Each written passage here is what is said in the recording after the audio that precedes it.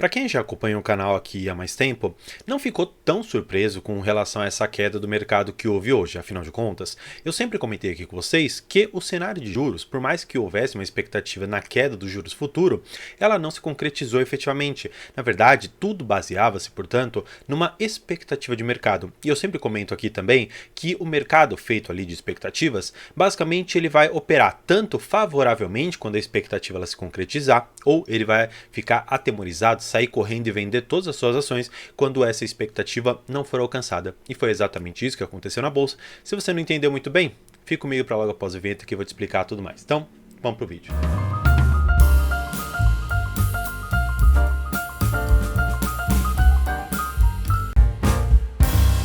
Se você não viu o que aconteceu na bolsa neste dia, eu vou mostrar aqui para você. Olha só. Tudo que nós temos aqui na bolsa basicamente caiu. Eu estou mostrando aqui para vocês no meu lado esquerdo. Todas as ações praticamente caíram, tirando o BB Seguridade, que se manteve ali numa alta de 0,16. Pouco, mas conseguiu. O Ibovespa caiu aqui 1,17%, pelo menos no pregão de hoje. E claro, para alguns pode parecer uma queda relativamente normal, mas na verdade não é. Por quê? Ela vem carregada de uma expectativa que foi quebrada em relação aos investidores estrangeiros e investidores institucionais. Qual foi esse grande gelo que aconteceu no mercado? Olha, estávamos esperando que a taxa de juros ela pudesse cair, se não fosse nessa reunião, talvez na reunião ali que vai acontecer em agosto. E o que acontece? O Banco Central ele não fez uma indicação nesse sentido. Na verdade, o Roberto Campos Neto, que está ali à frente do Banco Central, disse basicamente que a taxa de juros, ou pelo menos a Selic, que é para refrear nossos juros, ele tem a tendência de se manter. Exatamente essa é a notícia que está aqui nos portais. Então, basicamente, o Ibovespa tem um balde de água fria por conta do Banco Central dizendo que vai manter a taxa de juros. E aqui tem um trecho dessa entrevista que eu acho muito interessante a gente dar uma olhada, que é essa parte aqui. O que estava se esperando? Que houvesse uma sinalização lá para agosto de que a taxa de juros ela pudesse cair, e essa sinalização ela não veio. Pelo menos não houve uma clara indicação de que o corte de juros poderia acontecer na próxima reunião. E isso, consequentemente, fez com que as expectativas criadas em cima deste cenário fossem afetadas. Para melhorar um pouquinho isso aqui, eu quero explicar para você o que significa o fluxo de caixa descontado e qual que é a interferência que a taxa Selic tem. Bem, basicamente, a gente faz o seguinte. Quanto que a empresa está lucrando? Ela está lucrando 1 milhão? Então, vamos supor que esse 1 milhão ele se repita ano após ano, considerando um pequeno crescimento ano por ano também. Só que nós temos uma taxa de desconto. A taxa de desconto que nós vamos colocar são, talvez, as dívidas ali do governo mesmo, que seriam a própria taxa Selic. Então, basicamente, você coloca que uma empresa ela vai crescer 5%, só que nós vamos ter uma redução dos ganhos que nós vamos ter em 13,75%. Logicamente, portanto, quando a gente faz essa projeção por longo tempo, claro, a empresa vai crescer, a empresa vai ser lucrativa. No entanto, se você trouxer todo esse fluxo de dinheiro para o período atual, com base numa taxa de desconto de hoje, 3,75, você tem um lucro muito menor. E parece pouco, mas quando a gente fala no longo prazo, uma queda de 0,5%, 0,25%, 1%, já significa para hoje um aumento muito significativo na lucratividade das empresas. Tanto é que uma outra reportagem aqui que eles colocam diz o seguinte, que basicamente para cada um corte no ponto da Selic, nós tivemos o Ibovespa subindo 7,5%. Se você for pegar, portanto, que a expectativa de juros para o final deste ano é ficar ali mais ou menos na casa dos seus 10%, significa, portanto, que nós vamos ter uma queda de 3 pontos base. Significando, portanto, que nós vamos ter uma alta de mais ou menos ali 22,5%. Fazendo uma conta bem rápida aqui com vocês, se a gente pegar os 118 mil pontos, 119, vai, que a bolsa está hoje, e multiplicarmos isso aqui por 22,5%, nós chegaríamos uma bolsa a 145 mil pontos, pelo menos considerando essas premissas que nós temos hoje.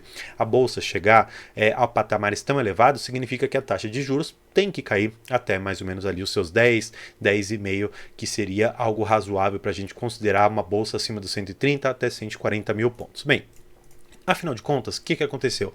Vou até me tirar da tela aqui para a gente conseguir enxergar com um pouco mais de clareza o que aconteceu hoje.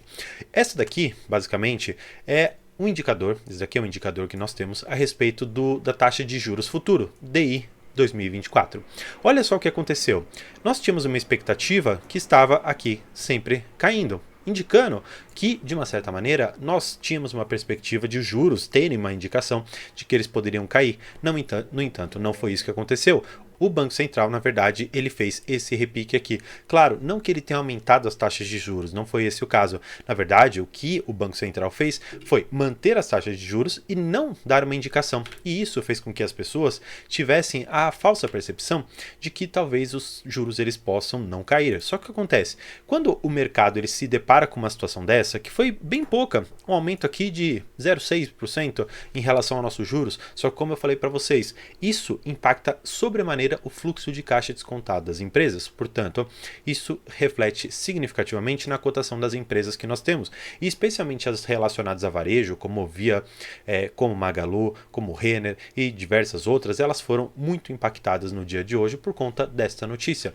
Claro, isso daqui é apenas uma perspectiva que eu quero que você tenha para ter uma noção a respeito do mercado, ter uma noção a respeito de quais os cenários macro e microeconômicos impactam na precificação da sua ação, daquela ação que você pretende para valorização ou para tê-la como uma pagadora de dividendos. Portanto, se você gostou dessas informações e acha que esse tipo de conteúdo ele é interessante para você, já se inscreva aqui no canal, porque isso daqui realmente é o que faz diferença no momento de você investir, no momento de você alocar o seu capital, para que você não fique operando ruídos de mercado. Você veja dados, veja expectativas e em cima disso, coloque um determinado cenário, vá em cima desse cenário, com base numa estratégia, com um método de investimento, que é exatamente esse o nome do canal.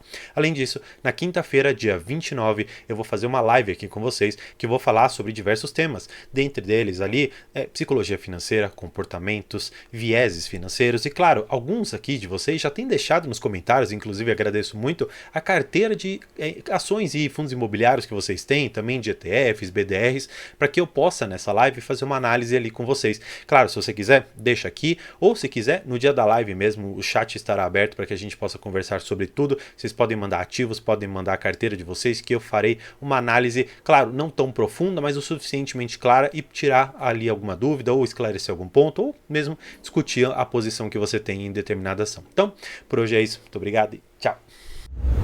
Se você assistiu o vídeo até aqui, quero agradecer muito, esse é o conteúdo que eu tinha para passar no vídeo, mas antes de você pular, eu queria apenas apresentar para você um pouco do que o canal pode ainda te oferecer. Eu tenho aqui playlists que vão trabalhar sobre, primeiro, a minha carteira de investimentos, depois uma playlist sobre carteiras recomendadas por gestores profissionais. Não só isso, eu também trago empresas da bolsa em diversos conhecimentos que são importantes para você saber sobre balanços, sobre notícias e tudo que pode impactar na cotação e na precificação dela.